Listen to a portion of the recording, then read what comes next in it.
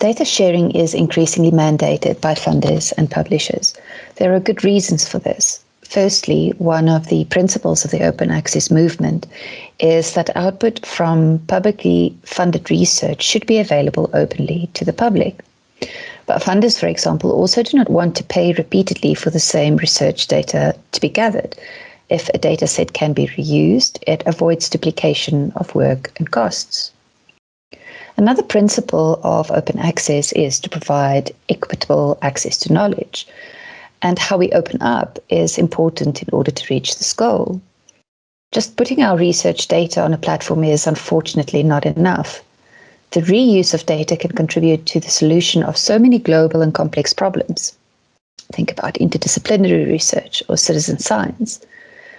A researcher from South Africa using local data and mixing it with data from a researcher in South America, for example, can only be possible if they can find the data, access it, and make it work with their own data. Now, as I've said, more funders and publishers are asking for research data to be shared or made available in some way. Many funding bodies promote fair data to maximize the integrity and impact of their research investments. But there are some challenges for data sharing in the context of data collected in low resource settings, for example. Concerns have been raised regarding inequitable opportunities to engage in the secondary use of data between researchers in well-resourced and resource-limited settings. For example, a lack of prior consent from participants for data sharing and limited capacity of researchers in low resource settings to conduct secondary analysis. But there is a way forward for equitable access. We need capacity building and investments in data management and data science skills and in data sharing platforms. In addition, there should really be incentives to promote data sharing. And then we can also follow the fair data principles to ensure equitable access. FAIR stands for findable, accessible, interoperable, and reusable. These FAIR principles were published in 2016 in a scientific data article, and it was titled FAIR Guiding Principles for Scientific Data Management and Stewardship. And the principles were developed to aid in the discovery and reuse of research data. Data that meets these principles are therefore more optimal for reuse and discoverability, and in turn increase your research exposure. Now, by providing other researchers with access to your data, you are facilitating knowledge discovery and improving research transparency. So we need to remember that the increasing availability of online resources means that data need to also be created with longevity in mind. These FAIR principles describe how research output should be organized so that they can be easily accessed, understood, exchanged, and reused in the short and long term. FAIR data principles is also a good framework to follow in creating a data management plan. They are guiding principles on best practice to make data maximally reusable. We had a session yesterday on data management planning. If you missed it, remember to visit our YouTube channel next week, where you will be able to watch it. So let's move on to the first principle, findable. The first thing that needs to be in place to make data reusable is the possibility to find it. It should be easy to find the data and the metadata for both humans and computers. In other words, your data should have enough metadata, a description, so that when another person searches Google data, for example, the Google machines would have been able to find your data and its metadata and deliver it to the person in the search results where they can see it is a data set they would like to view. Rich metadata not only provides important context for the interpretation of your data, we'll get to that in a moment, and it also makes it easier for machines to conduct automated analysis.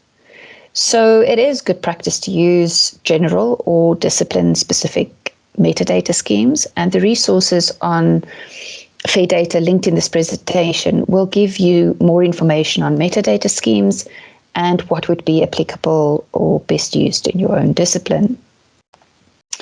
Now, automatic and reliable discovery of datasets and services depends on machine-readable metadata, as I said, but also persistent identifiers. Now, persistent identifiers are important because they unambiguously identify your data, and it facilitates data citation because you want attribution. An example would be a digital object identifier, or a DOI for short. At our university, we have a platform called Figshare, and it is our institutional data repository.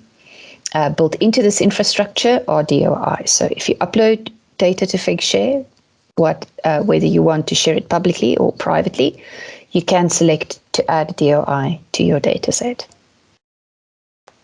A second FAIR principle is to do with accessibility. It should also be possible for humans and machines to gain access to your data under specific conditions or restrictions where appropriate, of course. FAIR does not mean that data need to be open. There should be metadata, even if the data aren't accessible. And also, metadata should be available even when the data are no longer available. It's really important to note that not all data has to be made open. Data can be restricted and still be fair. There is a saying, as open as possible, as closed as necessary. So please remember that. But open or not, you need to keep your data somewhere safe for the long term. So do look for a repository that stores data safely, can make your data findable, that describes your data appropriately, so rich metadata, and that adds license information to show reusers how they may use your data set.